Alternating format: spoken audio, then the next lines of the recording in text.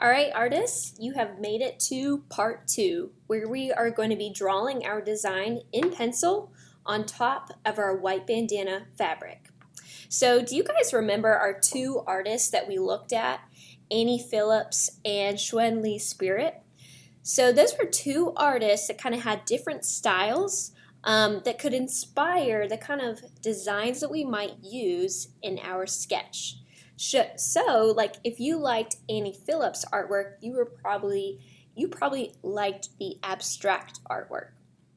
But if you liked Xuan Lee Spirit's artwork, then you liked the animals that she used, or the kind of other symbols that she used, and maybe the squiggly lines. So I mention that now because if you have not created your sketch, you're not ready for this part, and you need to backtrack and create your two sketches from last lesson. So I kind of combined my inspiration from the artist into this one sketch. This was my favorite sketch that I made. Because it had a realistic bug, an animal, and then I used the squiggly lines that you would see in Xuan Lee's artwork. So for me, I didn't want my batik to be abstract. I wanted it to have like an actual picture, but then I wanted to add a little bit of abstract detail to the background to fill up the space. Remember that I've done my sketch, or I've made my sketch into a square, and now you can really see why I emphasize making your sketch square instead of a rectangle, because our fabric is square. So now all I have to do is just take this exact sketch and draw it bigger on top of my fabric. Okay guys, so two more things. If you have not made your sketch yet, or maybe you made it and you might want to make some alterations, just remember some things that we talked about to avoid or to add in your batik design. Remember, this sketch is your batik design. So if you are making your sketch, remember to avoid symbols like hearts or smiley faces or logos. Try not to use teeny tiny words, because by the time that we are outlining those things in glue, all the words are just literally going to merge together and you won't be able to tell what it says. Try to fill all of your empty space. I really want you to take full advantage of this big fabric. You have a lot of room to draw, but it's not that hard to fill it all up. Just don't leave huge sections white. And then you want to make sure your sketch has color so that you'll be ready for next week when we are ready to add paint. This week we are just drawing and just outlining in glue. So if you are still working on your sketch, remember those are things to avoid, but for things to add, you could draw pictures of animals or plants. Or if you don't want that, you can add more abstract design. So maybe you want to use shapes like triangles and squares and rectangles. And I would recommend going back and looking at the artwork by Annie Phillips, who is that first artist we looked at. She has a lot of great abstract designs. Again, your design should fill the whole fabric, the whole page. And then we'll be adding color next week. Anyway. All right, y'all, so that's enough about that. Really, the main point is I want your sketch, I want your design to be very strong. I don't want it to be weak. I want it to be strong so that your batik can look as amazing as possible. If you don't take time on your sketch, then your batik will suffer. So, all right, y'all, let's get started. So I have my pencil, I have my sketch, and I have my batik already set out, ready to go. So I know in this video you might not be able to tell where my lines exactly are, but I'm going to try my best to bear down a little bit harder so you can actually see my drawing, and then maybe I'll zoom in at the end. Alright, so mine is a butterfly. This butterfly, if you split it in half, it's mirrored on either side. That means it has some symmetry. So this side mirrored is the same as this side. So it's pretty easy to draw because I'm going to just start in the middle with the body. And right here, you can almost see wherever the fabric was folded into a corner, that's like where the middle of my fabric is. And that's where I want the body of my butterfly. So using my pencil, I'm just going to draw an oval. Then I want to draw the head, the antennas, and that's the beginning. So remember what I'm showing you in this video, this is my sketch and this is my design. I am not asking you to draw a butterfly. You might want to draw something abstract or something different. This is mine, but your batik is going to look different. As long as you meet those requirements of filling your whole fabric and outlining it in glue, you'll be fine. All right, so now I'm going to draw this part of the wing, and it's just going to kind of shoot up.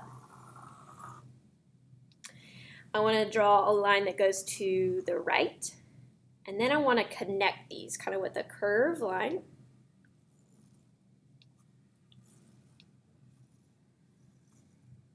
All right, and that's the top of my wing. Then I need it to go down. And right here, I'm going to connect. And now I have half of my butterfly. So it's time to do the other side. So I'm going to send this up going the same direction as this one did, or the same angle.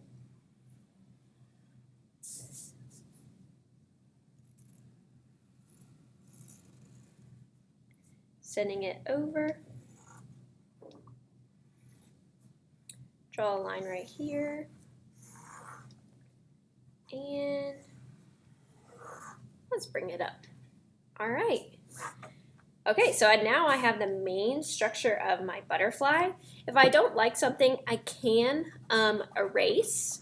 So that actually does work on the fabric, but you don't want to erase a crazy amount because you might still see it. All right, my lights just turned off, so I'm going to go turn them on.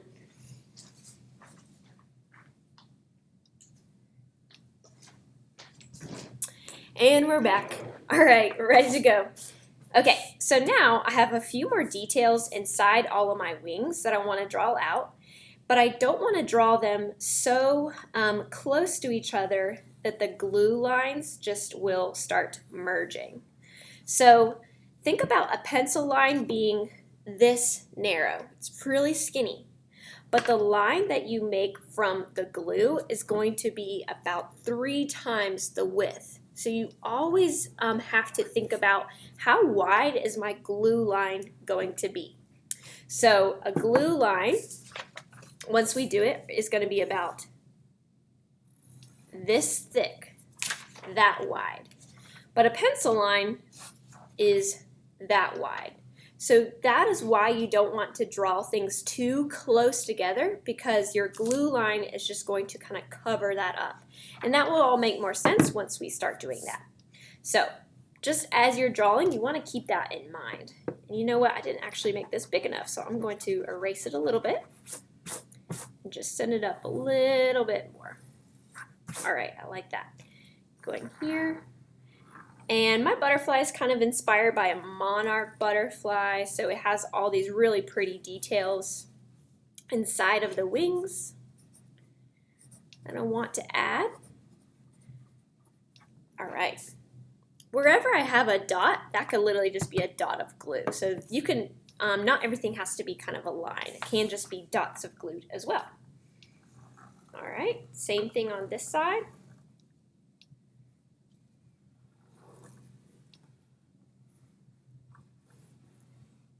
Just drawing shapes, and I'm going to be outlining each of these shapes.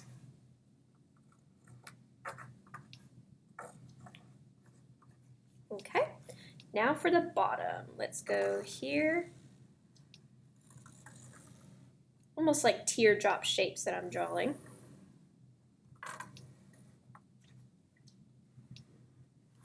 And I love it that my fabric is really nice and tight, because I'm not like getting my pencil skipping on my fabric. It's just going smoothly across, just as if I was drawing on paper. And that means that I taped it down well.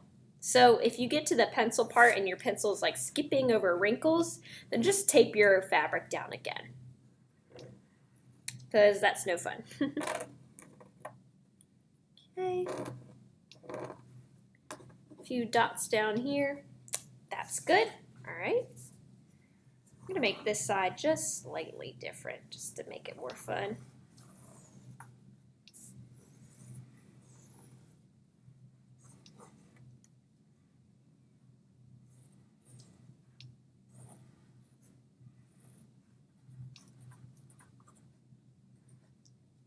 All right, so my butterfly is drawn. I really like the way it's looking, and now I want to fill that outside space. So remember, I'm using kind of squiggly lines inspired by Xuan Li, our artist, and I'm going to draw those now. So let's start up here. They're pretty random. They kind of go back and forth just as a way to fill the space. And wherever I have a line, I'm going to be putting glue there. So these are just squiggly lines. And if when I'm doing the glue, if I want to change it a little bit, there's no reason why I couldn't change it. This is your batik. The lines are really just here to help you know where you want to outline in glue.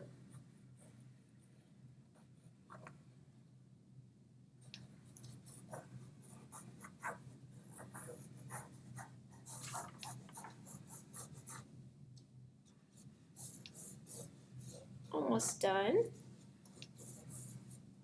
Doing lots of squiggly lines. Let's bring it up here. Oops. I was noticing it's getting kind of caught in the corner, so you might want to hold your fabric down as you draw there. Kind of getting caught by the edges, and that's okay.